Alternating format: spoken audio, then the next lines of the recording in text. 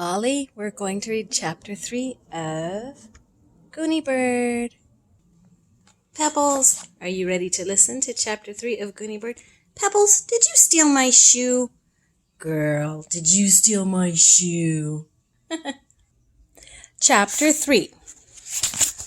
Remember, they need a room mother. My mother says absolutely not, no way, no how, Tyrone announced. Not unless it pays minimum wage. Miss Pigeon laughed. Afraid not, she said. Room mother is a volunteer job, no pay. She looked around the room. Did everyone ask? What did your mothers say? Chelsea was scowling. My mother said if I come home wearing Nicholas's stinky, dirty sock again, she's going to call Mr. Leroy and complain. And no, she won't be room mother. She already did the bake sale, and she's treasurer of the PTA. Enough is enough. My sock was not stinky dirty, Nicholas bellowed. No, it wasn't, Mrs. Pigeon said. Those were just grass stains on your sock, Nicholas. Anyone else? She looked around. Keiko? Maybe your mom? Keiko shook her head. My mother says she is very sorry, but she has to work in our store. My father needs her there. Yes, of course he does, Miss Pigeon said. I've been in your family's store, Keiko. Your mother works very hard. You all have hard-working moms, I know, she said with a smile. Do you have a hard-working mom, Miss Pigeon? Beanie asked. Miss Pigeon's smile turned to a sad look. Not anymore. My mother is very, very old. She lives in a nursing home. I visit her every Sunday afternoon at the Misty Valley Elderly Care Facility. I always take her a bouquet of flowers. She seems to like that. She looked around. Malcolm, did you ask your mom? Malcolm made a face. My mom has Oh my goodness, of course she does. How could I forget that? Someone who has brand new triplet babies at home can't possibly do anything else, and we shouldn't even have asked. When I asked her, she screamed, Malcolm said. How are those babies, Malcolm? How are they doing? Bad, Malcolm said. They have diarrhea. My goodness, no wonder she screamed. Anyone else? Asked Miss Pigeon. Beanie? Beanie shook her head.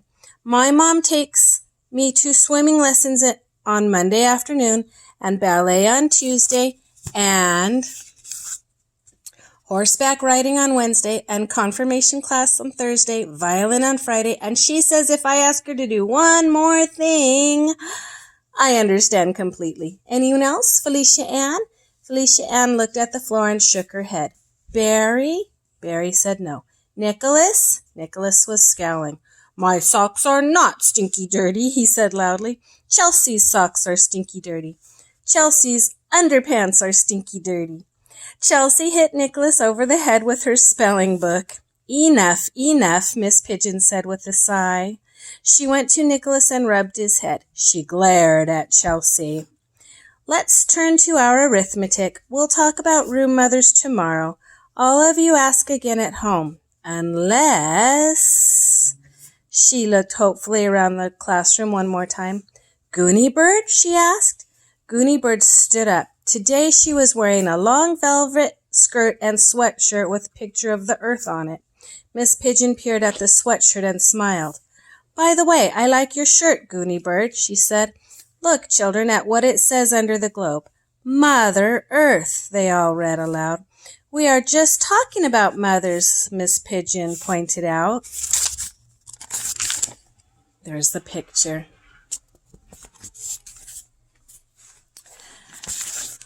Read my back, Gooney Bird said. She turned around. They all read the back of her sweatshirt. Love your mother. Well, fine, Miss Pigeon said. I wish the earth would volunteer to be room mother. Unfortunately, the earth doesn't make cupcakes. It would make stinky, dirty cupcakes, Nicholas said grouchily. He's still mad. Mrs. Pigeon glared at Nicholas. Did you ask your mother, Gooney Bird?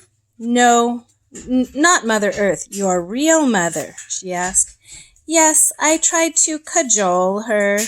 Miss Pigeon started to laugh. She always laughed when Gooney Bird used a new and interesting word.